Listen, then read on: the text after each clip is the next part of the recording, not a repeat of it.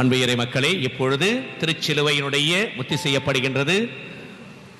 அனைவரும் திருச்சிலுவையினுடைய ஆசீர்வாதத்தை நிறைவாக பெற்றுக்கொண்டு எக்காலம் முழங்கத்திலிருந்து எண்ணெய் உங்களுக்கு பூசப்படுகின்றது.